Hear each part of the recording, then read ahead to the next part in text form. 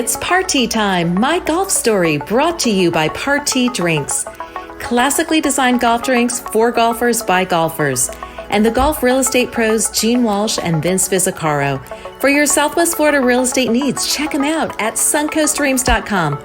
Now here's your host, Kevin Walsh. Hey, what's going on? We got a good program for you here today. Cristian DiMarco is our guest today. And boy, does he have stories to tell, not just about his personal life, but his family life. So if the name sounds familiar for a couple of reasons, it does. Little twist on the spelling. We'll get into that.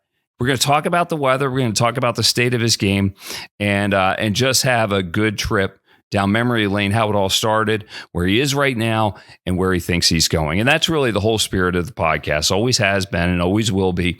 We want to peel back the curtain. We want to create the situation where we're sitting on a couch in the maintenance shed at a golf course, having a couple cold ones, a couple parties, or a drink of your choice. Hopefully, it's party. And a big thanks to Party Drinks, our title sponsor. If you're looking for an alternative to the old tired seltzers or something else, Party is for you. It's a golf drink for golfers by golfers, the smoothest drink out there. And for a list of the places where you can find it on golf courses in the Sun Coast, on the Sun Coast in Florida and elsewhere, just check out drinkparty.com. And a big thanks also to the golf real estate pros, Vince Visicaro and Gene Walsh. If your dream is to live in a golf community or a golf themed resort, they're your team. Nobody better. Or if you happen to live in a place like that and you want to cash out because a lot of people are trying to come down, real estate is really spiked in the area, especially around Lakewood Ranch.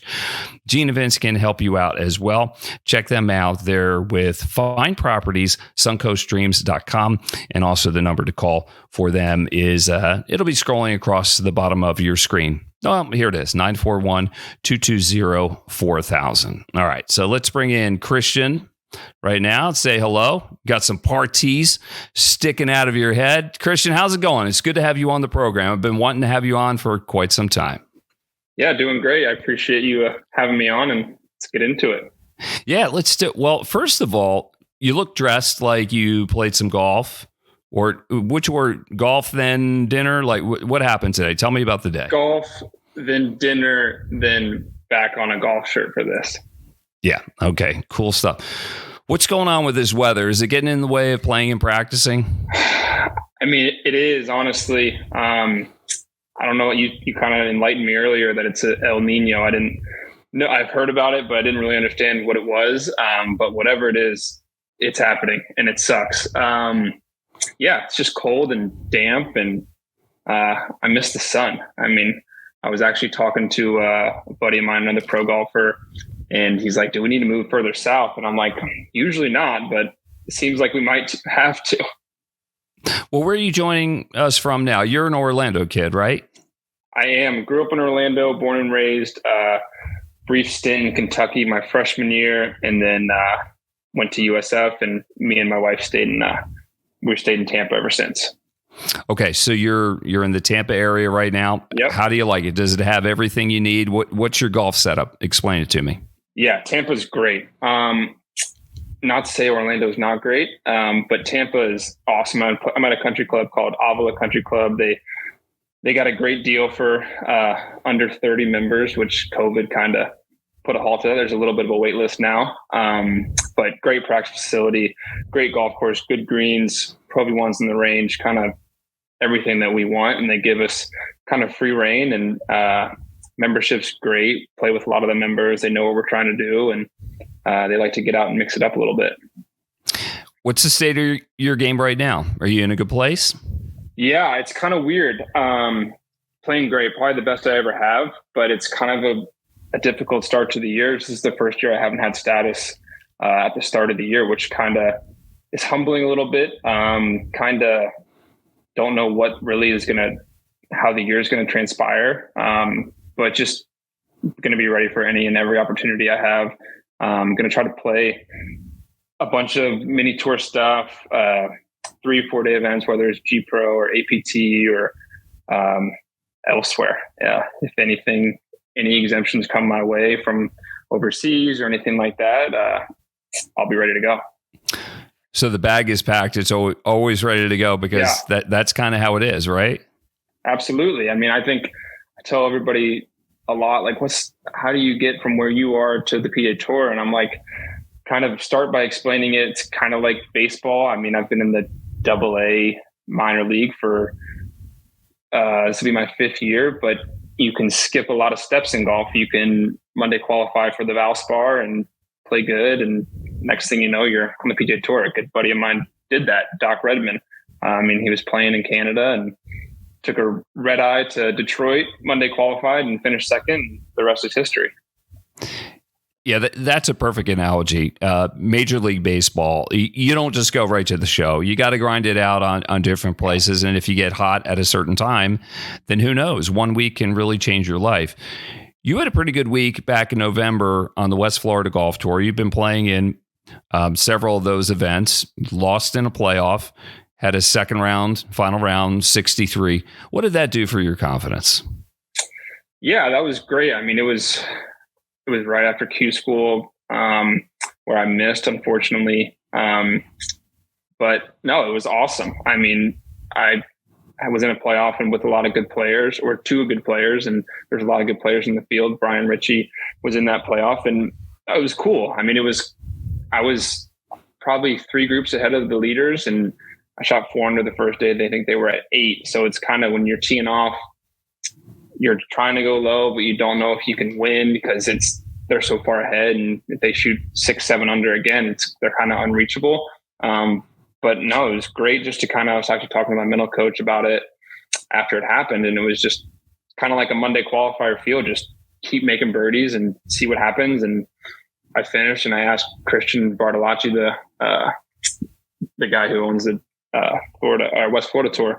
And, he's like, you're in the lead. And I'm like, wow, didn't even think that was possible.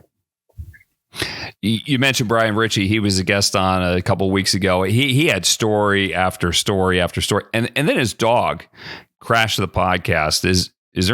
Do we have a dog at home? Is there any chance that could happen? No animals over here for us. We are not animal people. I mean, maybe a fish, but we're both just not home. So it'd be tough. Okay. So you're mentioning both. Your wife. Yes. Listen, brother, you outkicked your coverage. You're a handsome devil, but and you're so proud of yourself. You should be. Tell me about her. And great soccer player. Who does she play for? And how'd you meet? Yeah, so she played hard to get for a while, to be honest. But perseverance prevails. It always does. But we met at USF. She played soccer there. I played on the golf team. And we met there. She has played the last 5 years in the NWSL. She played for a couple different teams. Her most recent is with the Orlando Pride. She's in off season right now, but she's looking forward to the year. Is she more famous than you? Be honest.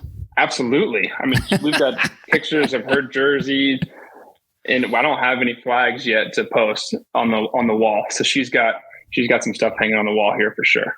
Can you show us around? What's that? A shelf over your left shoulder? I mean, where exactly are we in the house? So we are in our office. I mean, we both don't have desk jobs, so this is just a catch-all room. But I mean, I got a bunch of hats over here. I got gloves. Too many hats, she always tells me. And then there's her jersey up there. Yeah. Then we got, I mean, every golfer should understand this. My suitcase is ready to go, and it rained today. So that's what golfers do when it rains. Hopefully you can see that. Yeah, I can see it good. So golf, everything's drying out. So tell me the dynamic having 2 professional athletes in the family. Are you guys competitive in any way, or do you just? I know you support each other, but does it ever get competitive? Does she give you advice about golf? You with her about soccer? Or is it just best to kind of stay away from and let each do their own? Yeah, I think we're both pretty good at giving ourselves space in our own craft. I mean, certainly some mental stuff. I mean, in any sport, you have doubt whether it's, I don't know if I'm not playing good. I don't know if I'm going to make it or whatever. And just having that support system so close to home and at home, and know that she's going through the daily grind like I am, it's one, inspiring. I mean, she gets up earlier than I do to go to the gym, and her workouts are way more strenuous than mine. But I think we hold each other accountable without holding each other accountable, just more lead by example.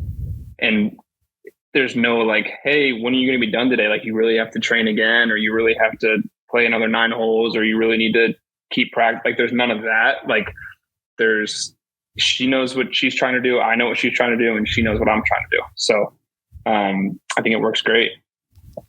Cristian DiMarco is our guest here on Party Time, My Golf Story. Big thanks to our sponsors.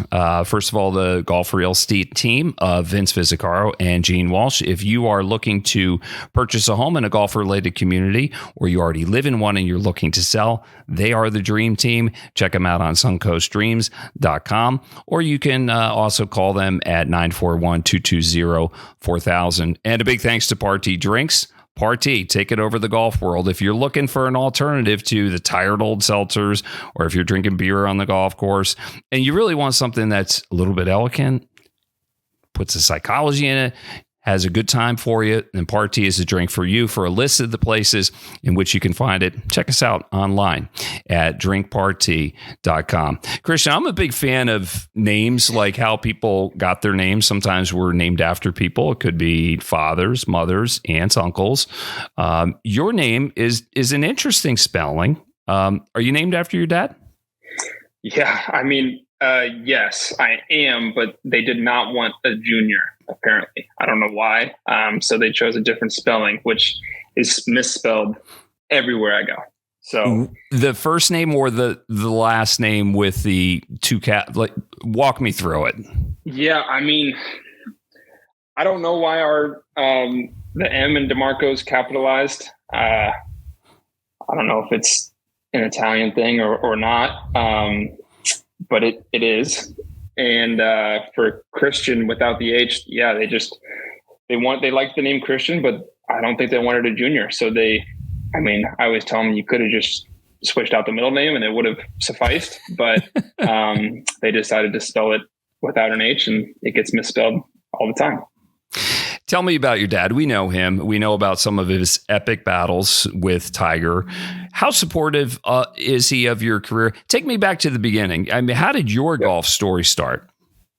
Yeah, I mean, I obviously growing up around it and watching it happen in real time, like, it's crazy. Like, you see kids who play baseball and they're big baseball fans and they get to go to the games, but it's like, I was a golfer and I loved golf, and I was inside the ropes during practice rounds, and I was on the range before tournaments and at majors. And I mean, I was 12 years old having Bubba Watson FaceTime me when the iPhone first came out with FaceTime. Like, it was so cool for me to be around all of it and kind of look up to all these pros who are my dad's friends, who kind of took me under their wing. It was a dream come true. It was unbelievable. But yeah, I mean, I guess how my golf story starts is obviously I had a club in my hand when I could walk. And funny story. So I swing lefty, but I putt righty, which not a lot of people know. And people don't really, even the guys that I play with don't figure it out till about the 15th hole. They ask, "You've been putting righty this whole time?" I'm like, "Yeah, since I was about 4 years old." So he gave me a club that went both ways, and I always swung at lefty better than righty. And I guess he had putters laying around the house that were right-handed, and I just picked them up, and he's like, "The stroke's pretty good, so let's roll with it." Did anybody ever try to change that because they thought you might be better because you're a natural lefty, right? Yeah. No, I'm naturally righty. I do everything righty. Tennis, basketball, baseball, righty, throw, kick, righty, righty, everything. So the only thing I do lefty is swing a golf club. How did that happen? I don't know. I mean, my dad gave me a club that went both ways, and he said I could hit it righty a little bit. But lefty, what he always says is just kind of the wrist action going through. He's like, couldn't teach it. So he left it alone. And I think, yeah, I mean, obviously people were like, "Have you ever tried putting lefty?" But I think he did a really good job of being like, this is this is the golfer you are. This is what you're going to do. And I believe in it. So this is how it's going to be. Yeah, you go with what's best and most. I mean, look at Jim Furyk. I mean, how do you teach that swing? His dad had the wisdom to say, that's your most natural move. Then just stay with it. Did Absolutely. you travel as children with your dad on tour? Yeah, that was pretty much every summer. God, until I was probably playing my own junior events, we would travel for 6 to 8 weeks in a row in the summer, which was awesome. I mean, we had Fred Funk's son, Taylor Funk. We had the Sinks, David Tom's son, Carter Toms, and we'd all play golf together and watch our dads play. And we always hoped that, me and Taylor especially, we played the most. We always hoped that our dads were opposite tee time, because whoever played in the morning would at least be able to make a call to the golf course close and take us to the golf course so we could play. So whenever they were in the same wave, we were like, who's going to take us to the golf course? But yeah, we traveled up until I played my own tournaments. And then when we were really young, up until about the third grade, we were at almost every event. When you say we, you're talking about your mom and my mom, your siblings, 2 sisters. Yeah. Yeah. Tell me about your sisters.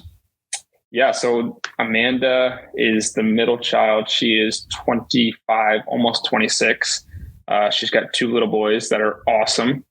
Lennox and Ellis, and her husband live in Denver, kind of near my parents. And then my youngest sister, Abigail, she just turned 20.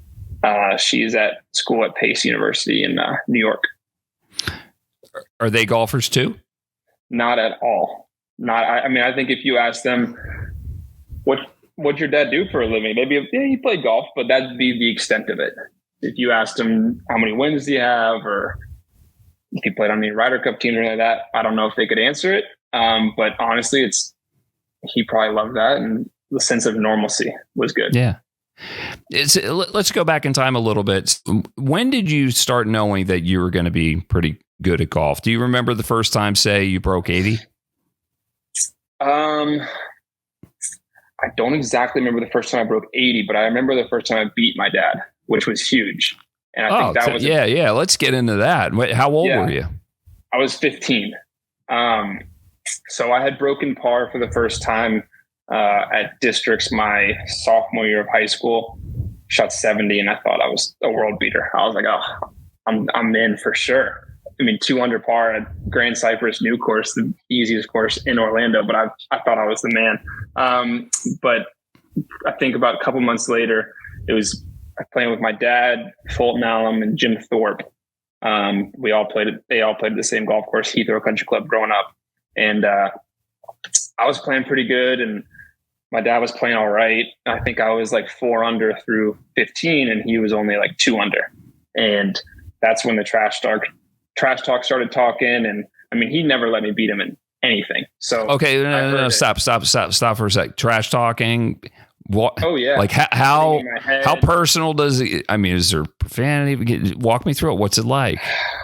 I mean, he wanted to let me know what I was trying to do. So whether it was, hey, there's a little water on the left on this hole. Hey, you're up by 1. If you make bogey here and I make birdie, then I'm going to win. And I don't, not much profanity. I think regardless, he always wants me to do well. Now, if we're playing ping pong or pickleball, there's definitely profanity, but in golf and at that time at my age, he was more just mind games of like, hey, like what you're trying to do right now is a big deal. Like, and it was nerve wracking, but I finally did it. And, he still beats me.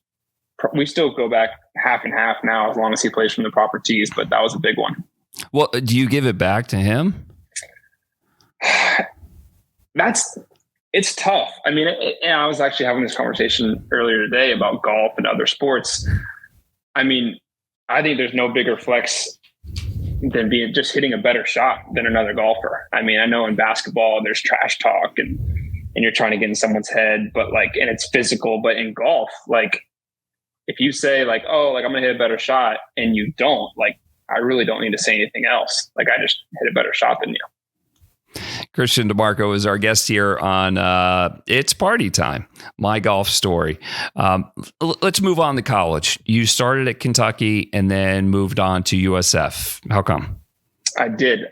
So kind of another thing, I obviously wanted to go to the University of Florida my whole childhood.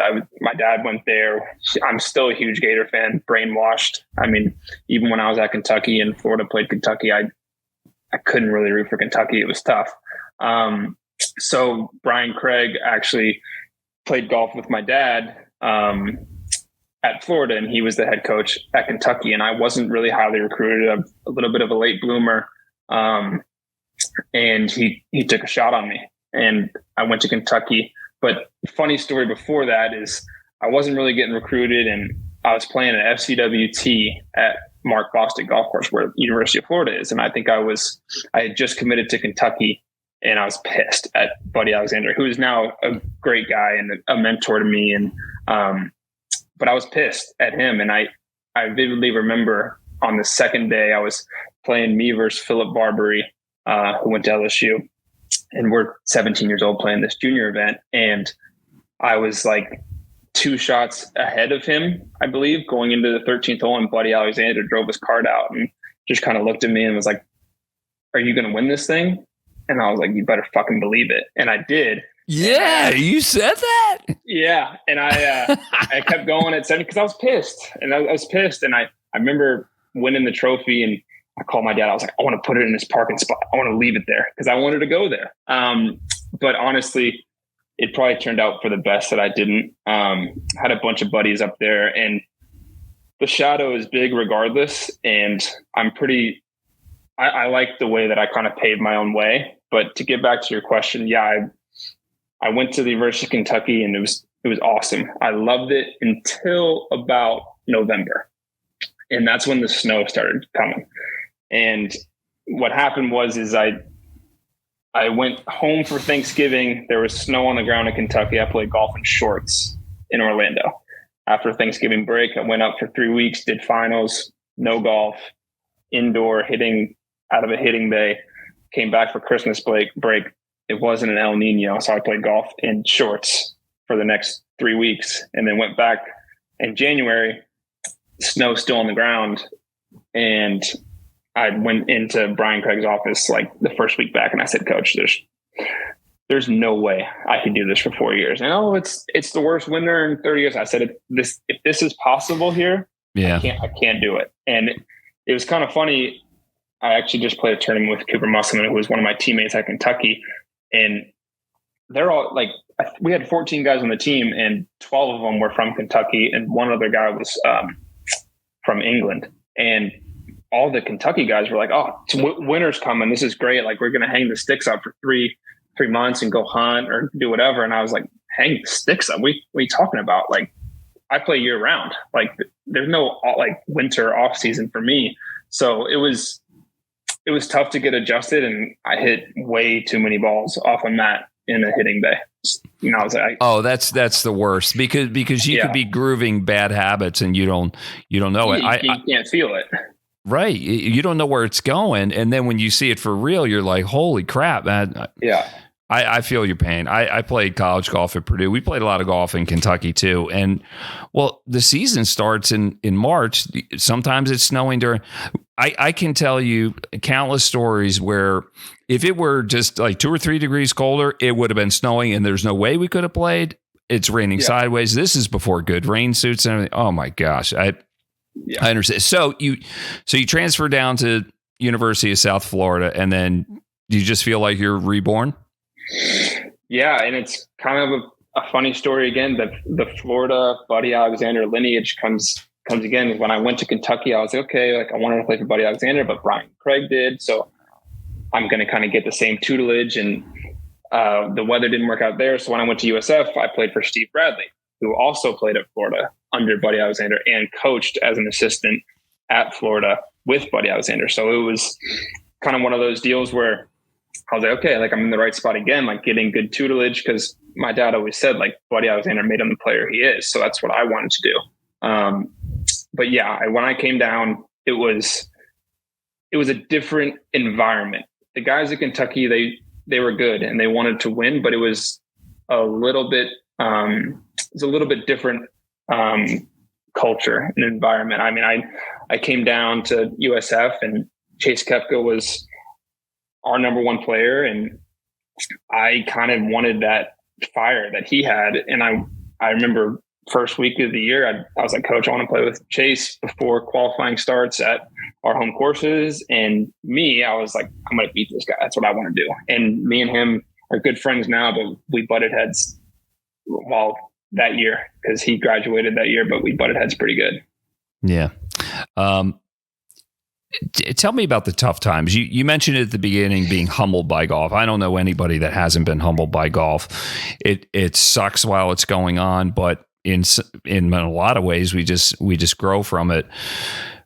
Do you find your self-esteem ever getting so wrapped up in golf that if you're playing poorly, it just affects your mood off the golf course? And if so, how do you deal with that? Yeah, that might be a better question for my wife. She can tell.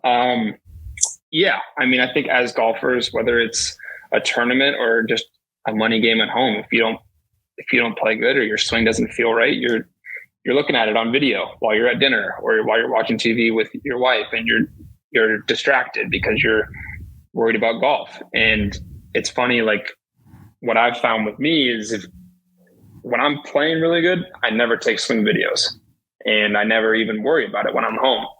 But then when I'm not playing great, or the swing doesn't feel good, that's all I'm consumed with. So kind of what I've tried to do is, like, I haven't taken a swing video in probably 2 months. So that's kind of my thing, is my coach can deal with it. And if I'm in a bad way, I'll have him video it. And if he wants to send it to me, he can. But yeah, as golfers, like, if you're playing great, life's great. If you're not, then it bleeds into everything. Did you see similar patterns with your dad, and can he help you out with it too? Honestly, not at all. If you told him to describe a golf swing, he wouldn't be able to tell you. Which is probably why he was so good. He knows the basics. He's a big fundamental guy, old school guy, ball position, alignment, and that's grip. I mean, that's about it. And I mean, he is such a gamer that it's just like, whether he has to hit a 10-yard draw that day, he's going to hit a 10-yard draw, or he's got to hit a slap cut, he's slap cut. Where I'm more of a perfectionist, I want it to be right, which is a blessing and a curse. It's probably not the best for scoring when you don't have your good stuff. Where he's just like, you got to just get it in the hole, no matter what it looks like. So he's totally different spectrum, not a practicer, likes to play a lot, but I mean, if we go practice on the range, he's done in 15 minutes. He's like, I don't need it anymore. Mm-hmm. What's it like having a famous dad? I had a good talk with Sean Jacklin, who plays the West Florida Golf Tour, about this. Mm-hmm. A lot of positives, but sometimes there are negatives because there are the inevitable comparisons. What's it like for you? Yeah, I mean, again, and I'm sure he told you this too, it's like, I don't know anything different. So it's hard to say if there is disadvantages, because it all just kind of comes with the territory. But yeah, I mean, I think when I was younger, it definitely hurt me more, because it's like everyone knew where I was in the leaderboard regardless. And I still don't go to a golf course to this day, no matter if I'm on my home course or a different course, where I don't get a question about my dad or whatever, which is great. It's flattering. It's awesome. But I think as I've turned pro and kind of gone off and done my own thing, it's not like high school golf anymore at the professional level. You're not huddled around a table. Oh, what'd you make on 12? What was your best shot? You're not hopping in a golf cart with the guys you're playing with at this level. So I guess now, like, nobody really cares who you are, what you do. It's just, what'd you shoot? I don't need to know anything else. And that's it. That's pro golf. Nobody cares. Yeah, nobody cares. It's just like, I'm going to beat your ass. Yeah. And what I always say is, I mean, the guys who do care wish you shot higher. I mean, and that's it. I mean, no one cares. And if they do, they probably wish you shot one higher. Isn't that the truth? We're getting a little tight on time, so let's rip through a couple. What's your lowest round ever? It could be practice round. It could be social round, competitive round. What was it? Take me back. 9 under par. I've shot 63s, a couple times on par 72s and 162 actually this summer in Windsor. That's my low round. Tell me a crazy story about life on the Latin American tour. Probably just dealing with like flights that get canceled and dealing with airports in South America. We always called it the gringo tax when we would come in. I'd go with Tommy Cocha, who is a Latin guy, and he'd seem to breeze right through check-in a little bit faster without paying any extra. And my bag was always a couple extra overweight and my seat wasn't ready. So it just, here's my credit card, just go ahead. But I mean, the craziest story is probably coming back from Bucaramanga, Bogota. You got to get in an Uber. Hopefully the guy's nice, and you get taken to the airport, and you're trying to Google Translate what the kiosk says on your phone, and you find out that your flight from Bucaramanga to Bogota is on time, but your flight in Bogota to Orlando is canceled. So they're not going to let you on the flight from Bucaramanga to Bogota, and just having to book a different flight and being on the phone with my agent who is in Jacksonville trying to figure out whatever airline we're on, how to get us home. And it's, thank God we did the buddy system. And I think me and Brad Schneider, I think we ended up getting a hotel at the Aloft in Bogota. And it just was like, when you step on Latin America tour is great. And the places we went to are awesome. But when you step on American soil, you're like, okay, I can breathe a little bit. Exactly. So when it's all kind of crumbling around you, does having a six-pack nearby, does that make it better or worse? Definitely. Yeah. I think we raided that mini bar and we closed that Aloft bar down for sure. Who was your favorite PGA Tour golfer growing up? Who did you always look up to? The lefties. I mean, I always looked up to Phil, and I always looked up to Bubba Watson, and Bubba Watson was a big one because he was a pin guy. He was a lefty. So my dad played ping. So I love that. But I mean, I think obviously Tiger Woods, but I think I had a level of hatred for him growing up too, because he always seemed to beat my dad by one or two in majors. Were you at the Masters when Tiger chipped in? I was. Yeah, it was. What was that like? There. Yeah, I was on the 16th hole by the green, kind of in between 17T and 16 green. And I just remember I was there with my mom, my dad's agent. I think we had a family friend there as well. And I just remember, I don't remember anything else about the round besides 18. But 16, I just remember standing next to one of those pine trees. And when that Tiger's chip went in, the tree was vibrating from how loud it was. And it's something that I'll never forget. It was unbelievable. It was just the atmosphere around that hole at the Masters, the best tournament in the world. It just, I'll never forget how loud it was. Mm-hmm. What's the biggest putt you ever made in your life? Be it money or it meant something. Give me the details. I mean, I've had some good money putts in Banker. Yeah. Okay, give that up. So we're playing a Banker game, and we're playing with amateurs, great guys, my dad's buddies, and in Banker you can triple on a par 3. So I'm the banker, and in Banker everyone's playing against me on the hole, in whatever the denomination is. You can triple in the air on par 3s. First amateur hits it like 30 feet, triple, no strokes on par 3s. So I'm like, great. Okay. That went from $30 to 90 versus him. Perfect. Next guy flushes it. Me and my dad both know it's long, but he triples because it's in the air, 45 feet long. My dad hits it to like 15 feet, doesn't triple. Nice, dad. And now I'm over this. It's a short wedge too. It's like 125. I'm over this, like, just please hit the green so I can triple. I ended up hitting a nice one in there about 12 feet. I triple.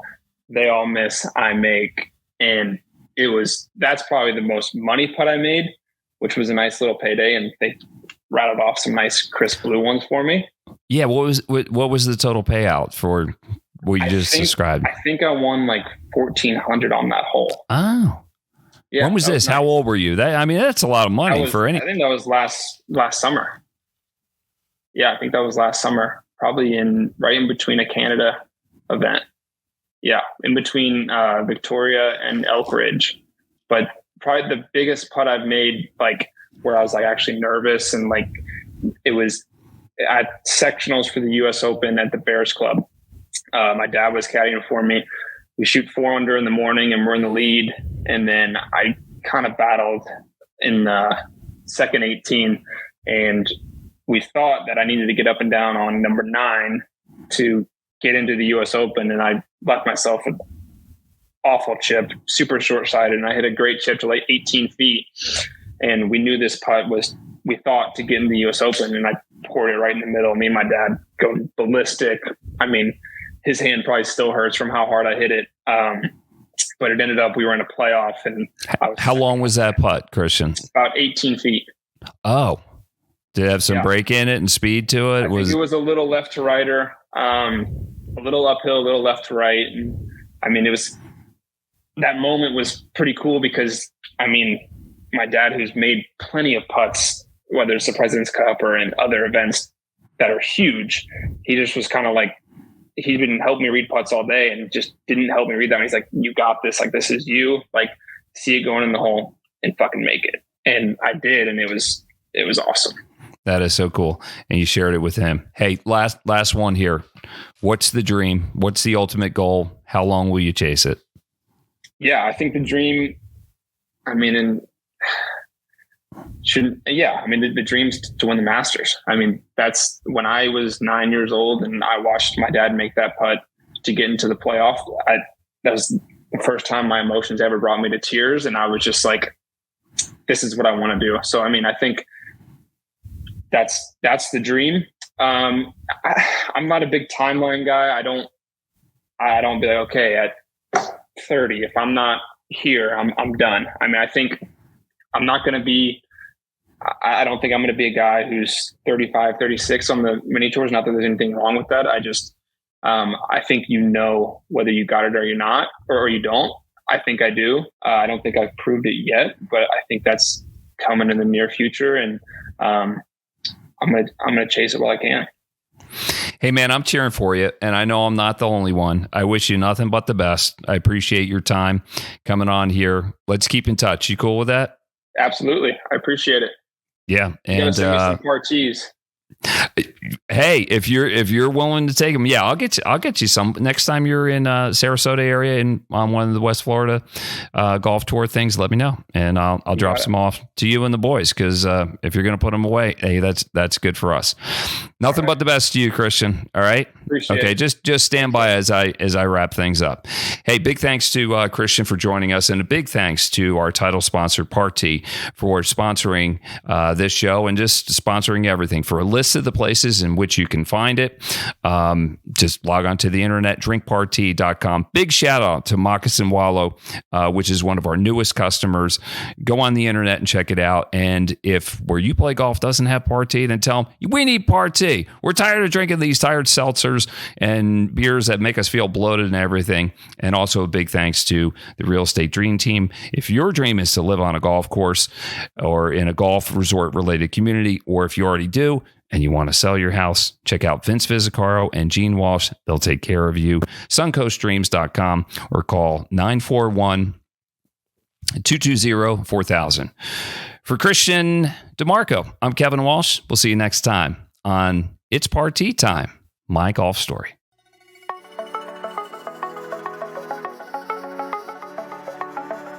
You've been listening to It's Party Time, My Golf Story, brought to you by Party Drinks. Classically designed golf drinks for golfers by golfers, and the golf real estate pros Gene Walsh and Vince Visicaro. For your Southwest Florida real estate needs, check them out at suncoastdreams.com or call 941-220-4000.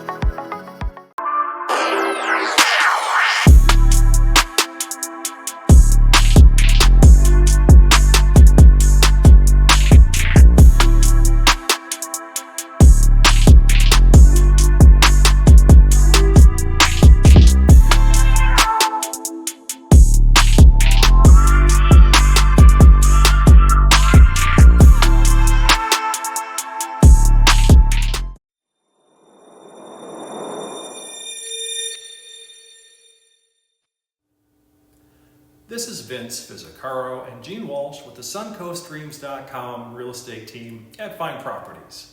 we've helped hundreds of families find their dream homes in golf and resort communities in Lakewood Ranch, Bradenton, Sarasota, Parrish, Venice, and the surrounding areas.